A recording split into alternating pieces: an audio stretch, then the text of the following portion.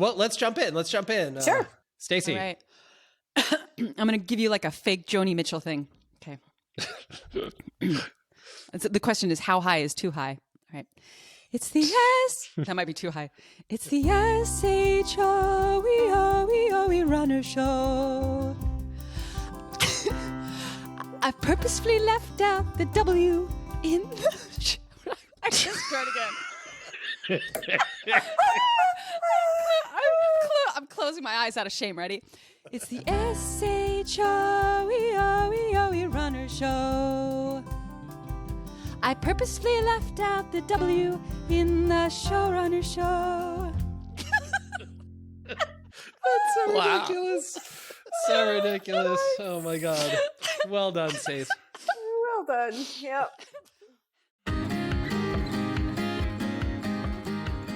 All right, welcome to the Showrunner Show, where every week we demystify some aspect of the job of showrunning for anyone who works in TV, who wants to work in TV, or just wants to know how it's all made. This week, we're talking with Linda Ambury about the two types of television budgets that you need to have some sense of. It's a little in the weeds, but it's important to have some sense of this because it can really mess you up if you don't have any idea about this.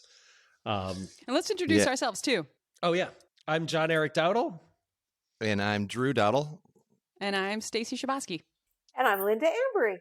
Yay! Woo! Linda, our Yay. guest of the week. And for some of you that know, film budgeting, where it's all just one budget, and I think a lot of people are familiar with, the feature side budgeting, and whereas TV is distinctly different. And that's the thing we want to get into today is how does this kind of, two-pronged budget process of TV work, as it differs from movies. Yeah, Linda, you want to talk us through the two different kinds of budgets and why? And That's a good question. Why? I mean, honestly, yeah, maybe not why.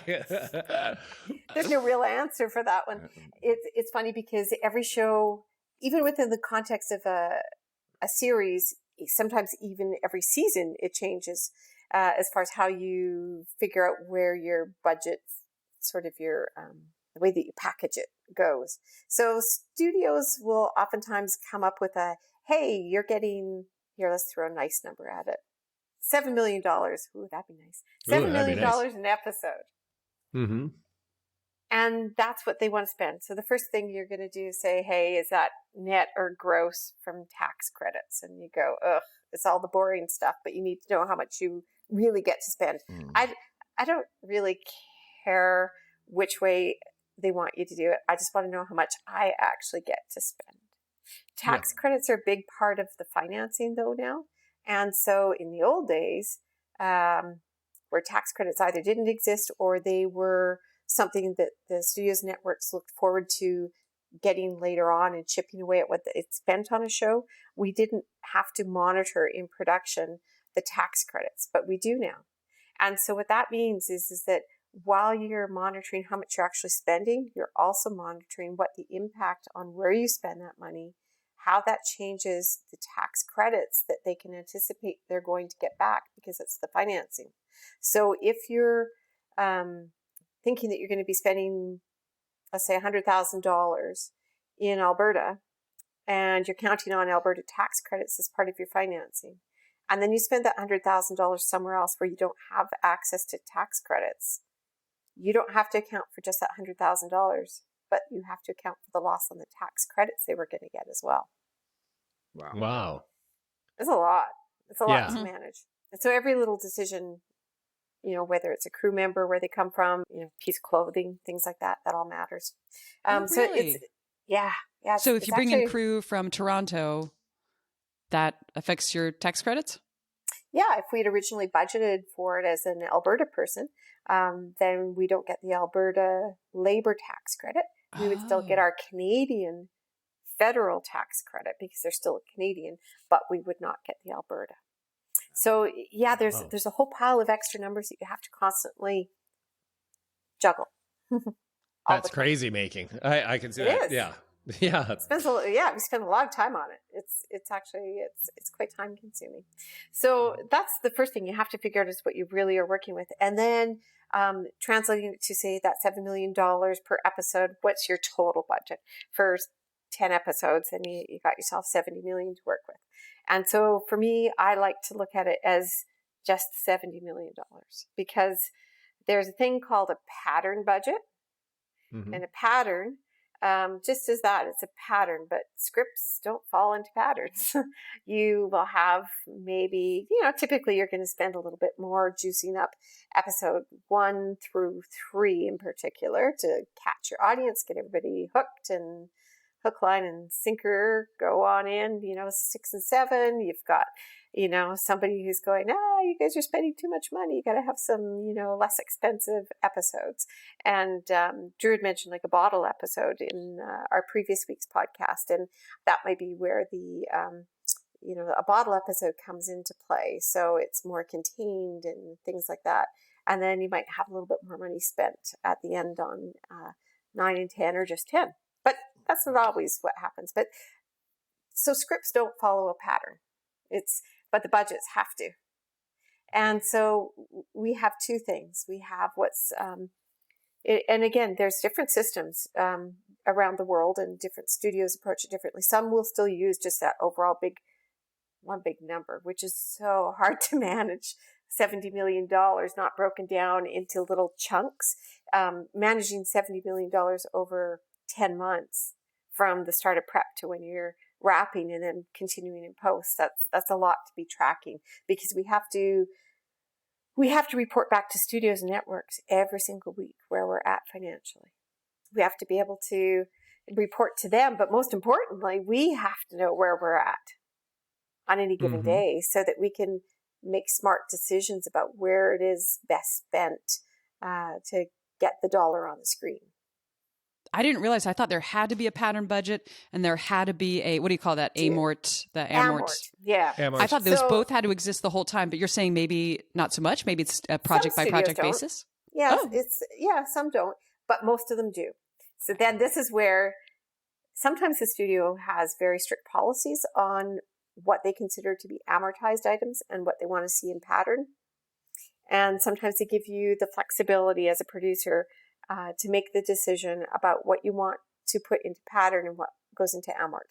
So amort, the simplest way to look at that is amortized costs are the things that you're going to spend money on, resources on, that will go over and span the entire season. So, for instance, you might be prepping the series for 8 weeks, and you might be wrapping it for 4 weeks at the back end. All of the labor, all of the people, all of the rentals, all of the purchases and things that go into that period of time, they're not really specific to a single episode, because they're not about making that script. They're not about making that episode. So those things go over into amortized costs, because that's the best way to capture that part of labor. But once you are shooting, let's just say that we've got a generous schedule of 19 days per 1 hour episode, because that's what we all like to do. So let's just say 19 days is what we have for each block to shoot 2 episodes. Let's do 20 instead. I'll tell you why in a second, because 19 doesn't divide evenly by 2. So what you're going to do is the labor of, let's say, 20 days for a block of shooting is equal to a pattern of 10 days per episode. And so every day that we're shooting, that day of labor can be attributed to whatever episode you're shooting on. And if you're shooting episode by episode, which is not, in my opinion, the best way to shoot, you should always shoot 2 episodes minimum together to make your resources go further and give you more locations and buy you more of all the good stuff that you can. If you've got 20 days, that 20 days of labor, each one of those 20 days is attributable to a pattern. So that pattern of block 1. And so the labor is the thing that fits most nicely and cleanly into whether it's an amortized cost or whether it's pattern. Mm-hmm. Mm-hmm. We also have to report back to the studios, not just weekly on our cost reporting, but we report every single day on a hot cost. What's a hot cost? I know, right? A hot cost. A hot cost is basically when we go into, say, day 3 of shooting, we have a call sheet that gives us a map of what we're going to shoot that day. On day 4, the AD department, along with the production office team, are putting together, and it has to be delivered usually by noon of day 4, a summary of what happened on day 3. So taking a look at that call sheet, were the in times the same as what they were on the call sheet? What was everybody's out times? How many meals were served? Were there delays? What were the reasons for those kinds of delays? Did you have overtime? Was there meal penalty?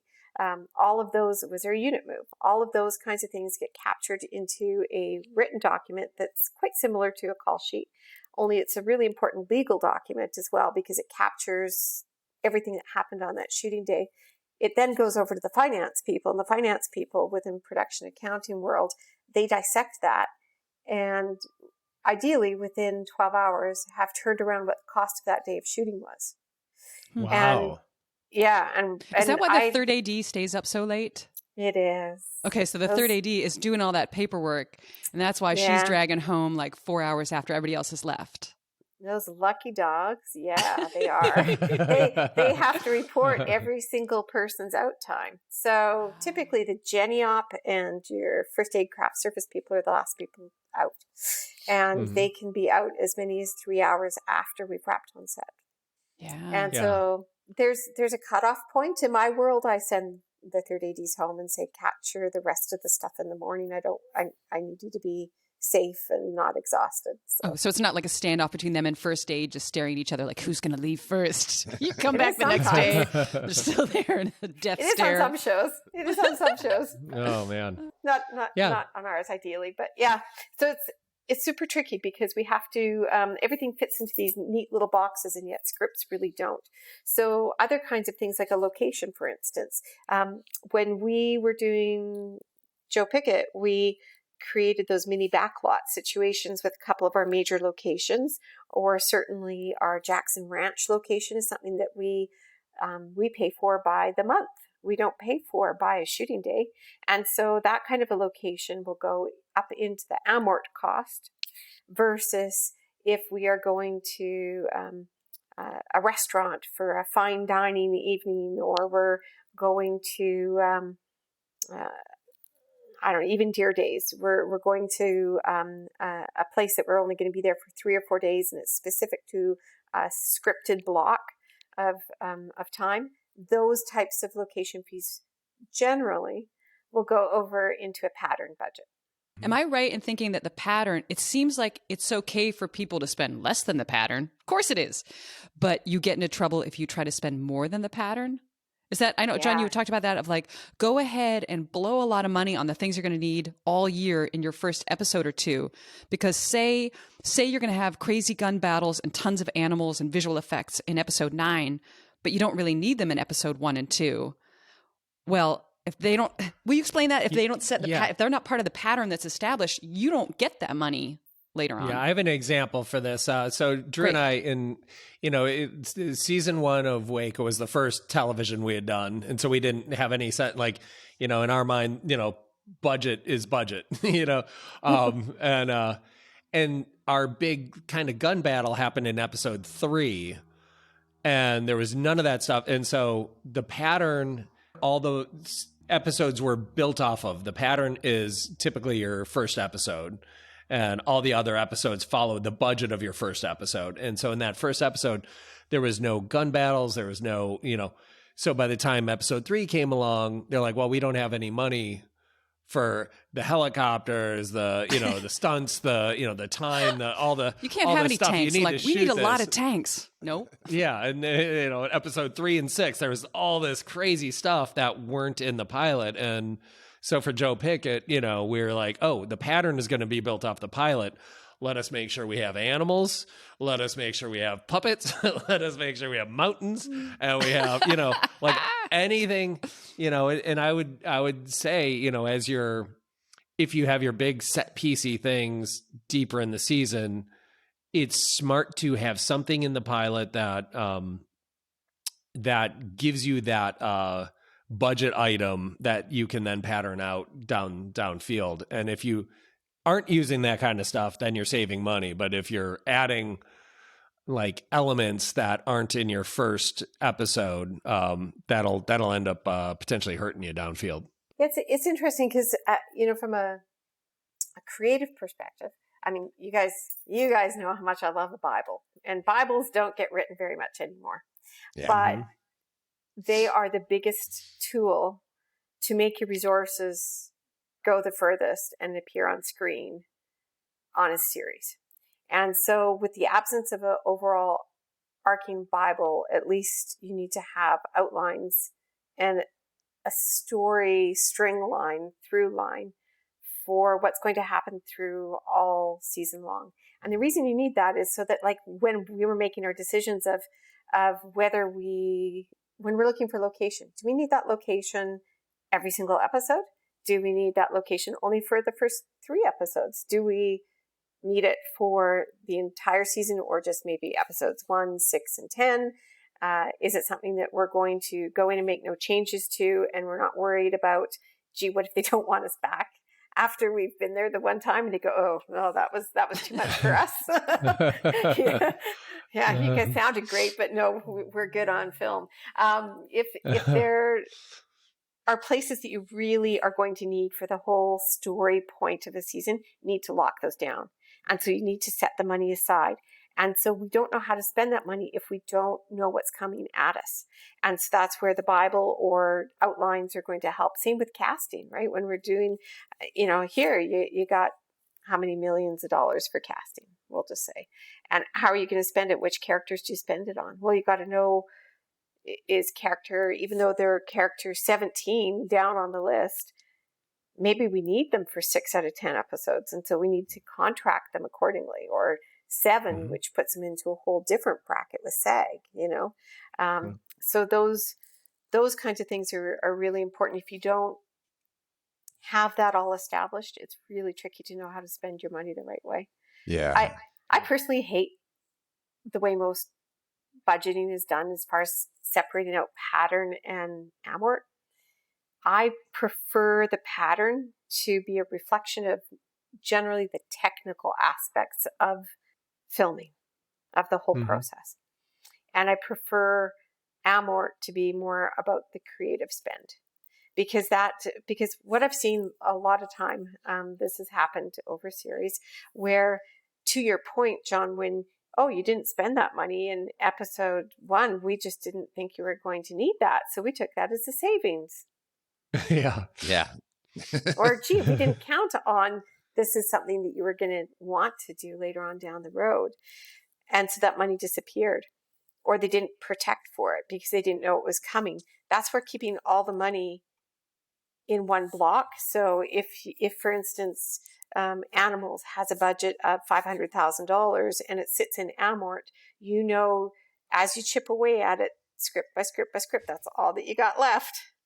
But if it was over in pattern, sometimes they'll take it as a savings and then they'll let's go, we took it as a savings. We didn't. Well, what did you do with that savings? Now, the way I generally work, as soon as there's a savings in an episode, I put it into a little piggy bank. Little piggy bank, Secret piggy bank, yeah. Secret piggy bank. And we'll let our studio executives, if they're nice, which they were on Joe Pickett, we'll let them know where that secret piggy bank is, because we need to be completely above board with them so that they know where we're at, because they also want to support us and make sure that we're giving them the best product. And so if we have savings, we want to create this little account that goes over into the amort side of our tracking. And it is building up this little piggy bank so that then when you guys come to us and say, hey, we'd really like to do this, and it's episode 6, we can go, how much is in the piggy bank, guys? Do we have enough money to do this? Or, gee, we didn't use drones on episodes 1, 2, and 4, but episode 3 is going to be a dandy. and we're going to need the money for all 4 for drones, we can say, yeah, sure, it's not a problem. It's already saved, it's set aside, and we can do that. That piggy bank you're talking about, yeah, you have to crack it open at the end of the season, don't you?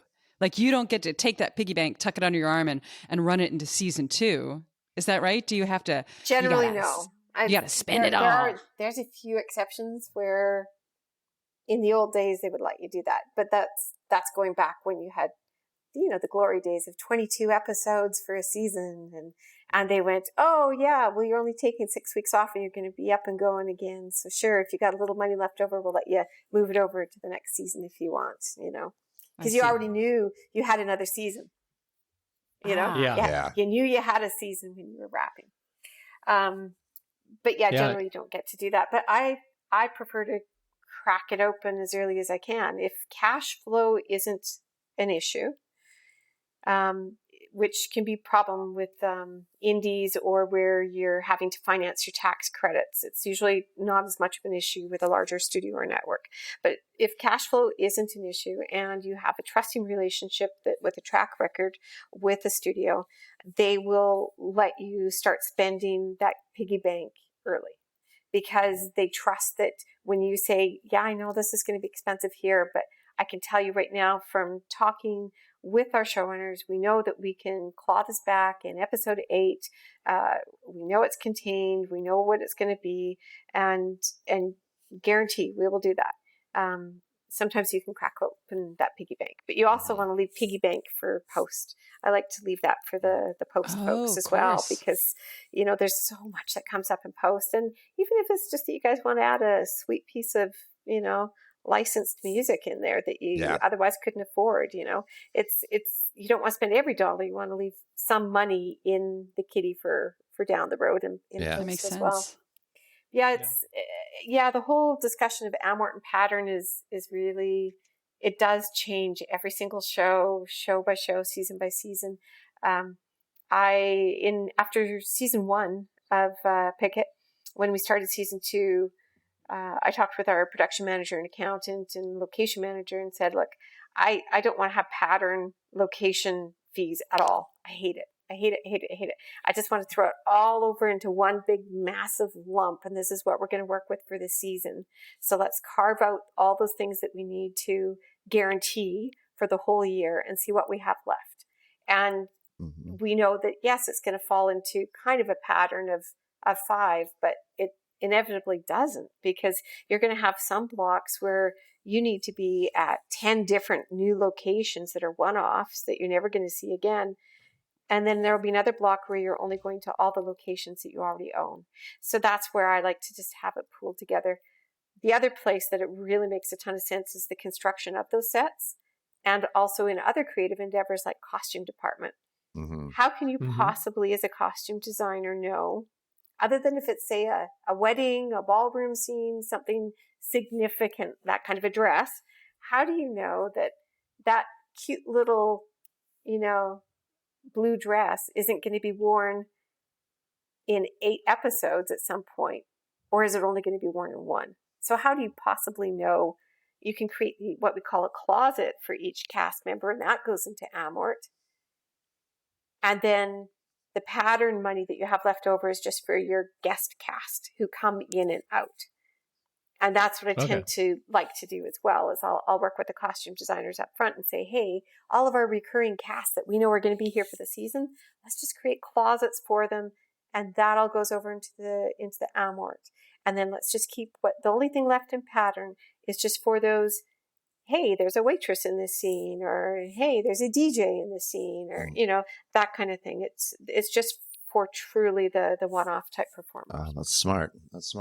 That's very smart. And I got to say too, Drew and I, like in our experience, we like playing the game of like, okay, how much can we, trick the eye on screen instead of just throwing money at everything? Like, how much can we do? Like, how economical can we be? And we tend to find that about halfway through a project, a lot of money is available, as opposed to like trying to grind out everything. Like but I want it all. Like by doing that, money just dries up. You know what I mean? Whereas I feel like, by the time and sometimes, you're in episode 3 and you're like, oh my God, this one actor is amazing.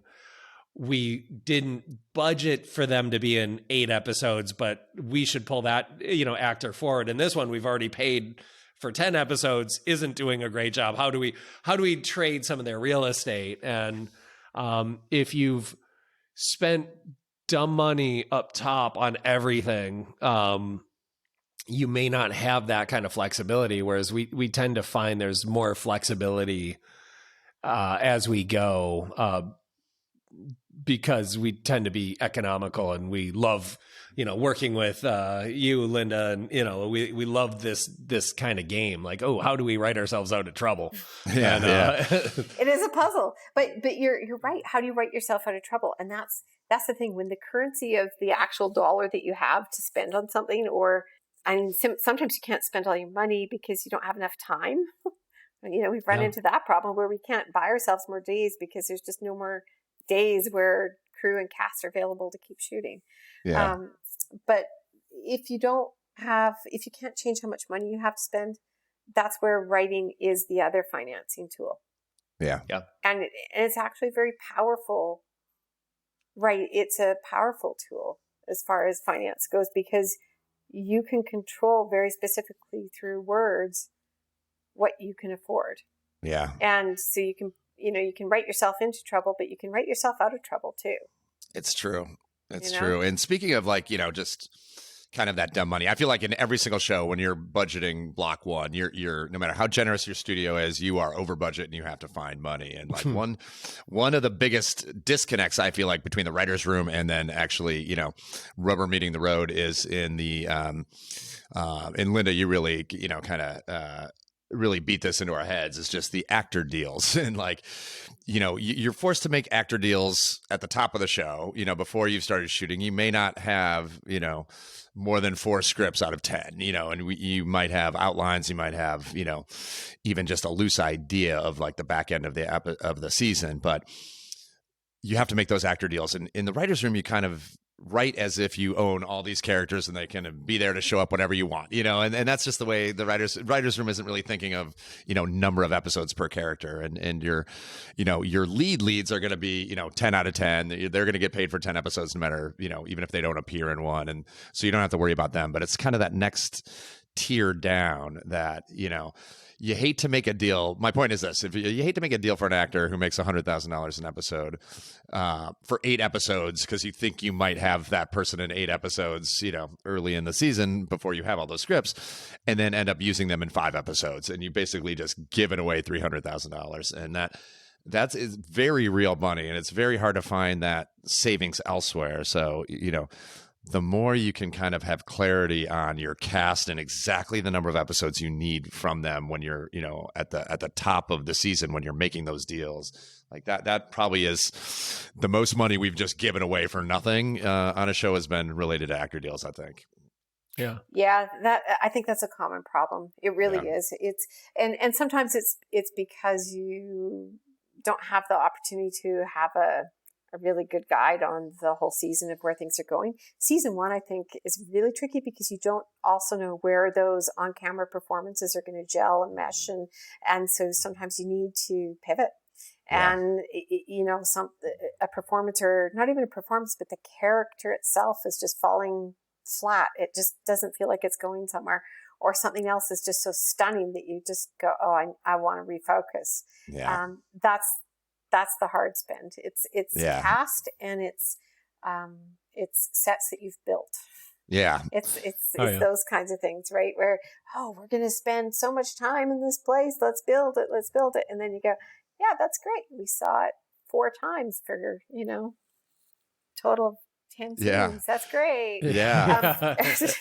And with cast too, we find yourself in the situation too, where you might have an actor has one line in an episode, and you don't think about that in the writer's room, but when you're actually making the show, then you're like, wow, we just paid $100,000 for that actor to show up to do one line, and we flew them in, and they had an apartment for a week, and like, you know, probably spent closer to $130,000 for that line. And shit, if we could go back and, you know, redo that, we might have given that line to someone else. And, you know, so I guess my point is, you know, the more deliberate you are with your characters from the outset, from the writing phase, knowing that each one of those characters, every episode they're in is real money, I think that can be really costs, you know, can save you a lot of money ahead of time. This is a good thing for a showrunner to communicate to the writer's room, because you guys are 100% right. Like, as you're saying this, I'm like, oh, yeah, I do. It's like little kids when they see their teacher in the grocery store and like, but wait, I thought you lived at the school.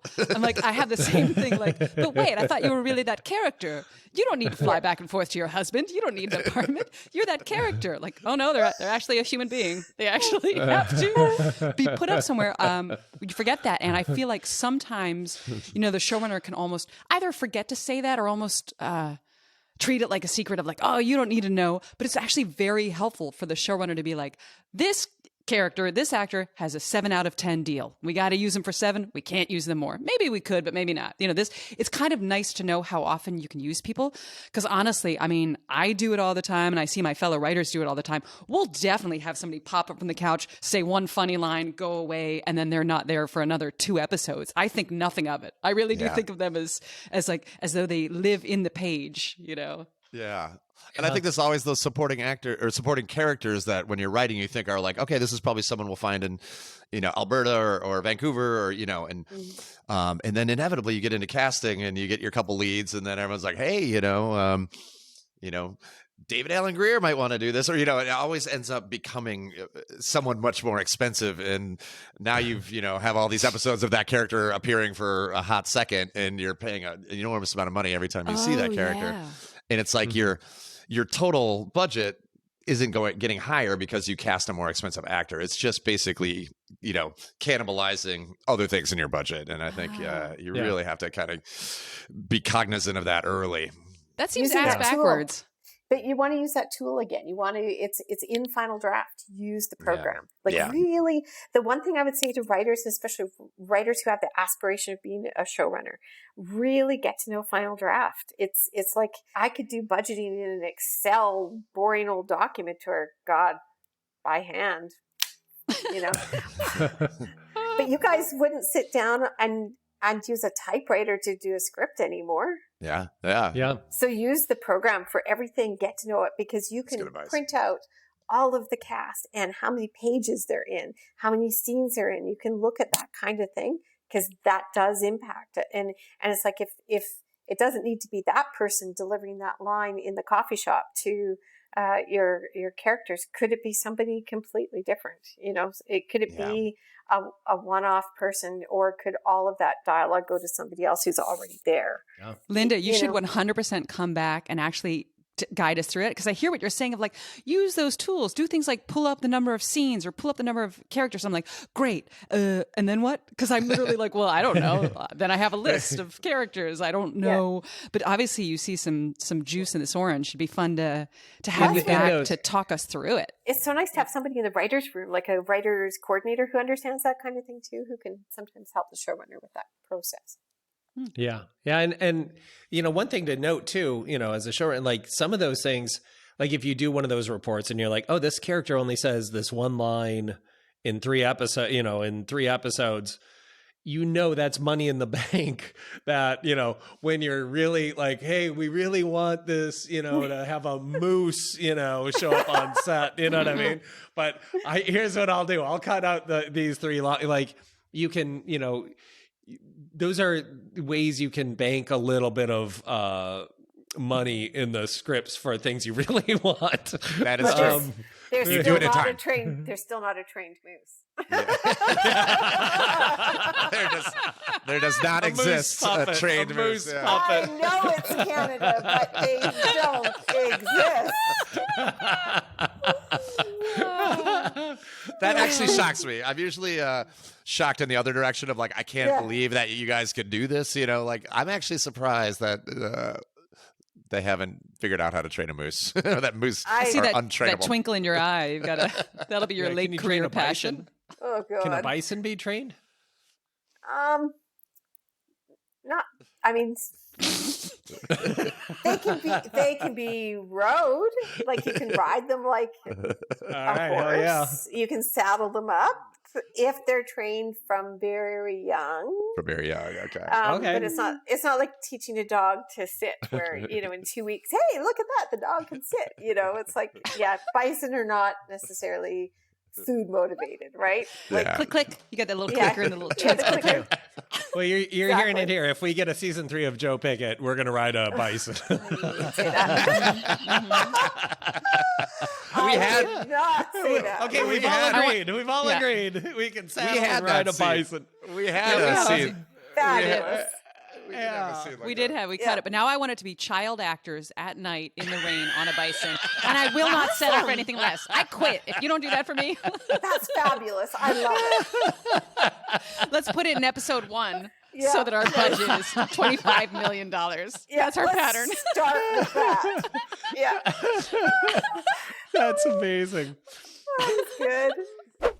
Every week, we like to do something we call the Rapid Fire 4, where we ask 4 questions, the same for every guest. Okay. We'll start with, what is the first television show you truly loved and why? To watch, I'm assuming. Can I have one for different periods of time? Okay. Yes. Little House on the Prairie. Right. Because I identified with both Laura and Mary. And they really were, it was a show that I felt was actually on air for me. Like I felt like they'd made it for me. Oh. And I loved I love Michael that. Landon. Yeah. Yeah. Who couldn't? It was just like, oh. But yeah, no, it was for me, that would be the first thing I ever really loved. And then I would say Mary Tyler Moore. It was reruns, but Mary Tyler Moore. I was just like, when she's spinning around and she throws that hat up in the air, I want to be her. That's Yeah. the first time where I can say I watched a show and I went, I want to be that person. I could be that person. I could be that sassy person in a man's world in a newsroom. Like I could do that. She was a producer Yeah. too, right? Wasn't she? Yeah. Or was she wasn't Yeah. a journalist, right? She was the producer or like the. We actually I'm just sorry. watched the pilot. We watched the pilot of that recently. Did you? And yeah, and Oh, I she's gotta see applying that. she's applying for the secretary job, and they're like, sorry, we filled that job, but if you're willing to take half the pay, we'll make you a producer. And if you're willing to take even half of that, we'll make you an executive producer. I'm like, oh my God, that's so it. That's so forward thinking. Yeah, totally. Still exactly like that. Yeah. Yeah. I have to say, And too, then- Little House, I loved Little House, too, as a kid, to a point that my friends would make fun of me for, like, that's Really? kind of a girl show. I was like, but it's great. So I I watched love that Little secret. House too. I See, love we're it. all secretly, and I was so lucky because I got to be involved in a reboot of Little House. It was a miniseries, and Wow. yeah, it was first time I line produced, and I was so excited to be able to do that. It was pretty cool. That's That's amazing. great. I know Mary Tyler Moore is Minneapolis, but Little House is Minnesota too, right? I know the book Yeah, was. both Minnesota shows. Hey. Both Minnesota shows. How about that? What? See, Yeah. I'm meant to be a dabble. Yeah. What can Yeah. I say? Yeah. See? Question Okay. 2: what is your favorite part of your job? The people. I cannot imagine, because I started off, in bookkeeping and different stuff, and I cannot imagine being 4 walls without a person that I'm working with. I love the collaboration and the puzzle and putting it. It's a different job every single day, and Yeah. the people are what really make the difference in that. I agree. I think being in production, for anyone who's not spent time on set in production, I just couldn't recommend it more highly. It's such an experience. And by the end of it, you feel like you've been, through it together. It's, people say it's like summer camp, but it's like summer camp if it lasted for 9 months, It's really, it's really like a great human experience, and the human connections are just the best. So many people too. So many. That's something I have to say. When you're in the Yeah. writer's room and you're like, oh, the people, like the 4 or 5 or maybe 6 people. And then you go on set and you're like, my God, I didn't know they made so many people. They're everywhere. 180 lunches every day. Yeah. Wow. That's amazing. Yeah. All right, question number 3. What is the part of the job that costs you something? Caring too much. That's a good answer. It's a great answer. I can remember a series before. It wasn't our series. It was another series before. Our daughter was getting married in Jamaica. So full-on destination wedding. And we had a major situation on the show that we were shooting. And one of our very key crew members had a medical emergency and had to go in for emergency surgery. And it was like, okay, what are we going to do? And I actually rescheduled my flight to Jamaica. So I flew in just a day and a half before the wedding. And I missed out on some really important stuff that I would, love to have been part of with our daughter's wedding. Yeah. And, but I couldn't leave the show high and dry like that. I felt like it was really important that I be there to solve that problem. And, I get really invested. And so that's probably what cost me the most, is being that invested. Yeah. Yeah. I get that. I do get that a lot. I see it like in the office too. It's like I'll, be leaving the office like way too late, and I'll see you still like 10 p.m. and you're still there. Like, I see that care really. Yeah. And then number 4, if you had a time machine, what one piece of advice would you give yourself when you started your television journey? It's all going to be okay. Yeah. Don't get caught up in it. Don't take it too seriously. Take it just the right amount of serious. It's at the end of the day, it's an occupation, one that we all love, but we're making entertainment for the audiences, and our own relationships and the relationships that we work with. That's actually the satisfying part of it. That's the important part. And, when I think about what we achieved in the 2 years of working together on Picket, and hopefully there's more, but the importance that I think we collectively feel on finding that work-life balance and creating an atmosphere of respect, and thinking about the crew members who get, to work an hour or two before us and an hour or two after us at the end of the day. When we're all thinking about that, I think that because we were on the same page, we had important cast members who were on the same page as us, and we had a studio set who's, go for it. If it fits in your money box, try whatever you want to do, just deliver us on time and on budget. I think that for me, that's the advice I would give myself is it be creative, not just in the words on the page and what you're doing, but be creative about all aspects of the job. And remember that it's entertainment, and the rest of the stuff is really, that's a priority. Yeah, that's and great. Everything else will look after itself. If you look after your crew is your biggest asset. If you look after everybody, they're going to look after the show with you. They really will. Yeah. That's so well said. And they'll show up for the next season when you really need, you know what I mean? Like you really want the people who know the world and, who you loved working with. Not just show up, but show up with heart, you know? Because a lot of people can drag themselves with increasing resentments to something and like punch the clock. But to show up with ever-growing heart of like, we have this thing. It's so great. We have such a great family and a great culture here. And And the reality is, no matter where you're shooting, if you're shooting in, Calgary or Atlanta or whatever the location you're shooting in, you're going to have competition. There's going to be other shows. Crews are going to have other options, and you want to be their top option. You want to be their first choice, all the time. You want to be the unicorn. Yeah. And I take great pride in that we created that with Joe Pickett. Everybody who was on something else was like, you were on Picket? Oh, wow. I think that's just it. I was lucky I had some fabulous mentors early in my life who were people first. And I think that's just it. It's about the people. Yeah, 100%. Yeah. Okay, well, Linda, thank you so much for taking the time. Thank you, Linda. So nice catching up. So nice seeing you. Nice.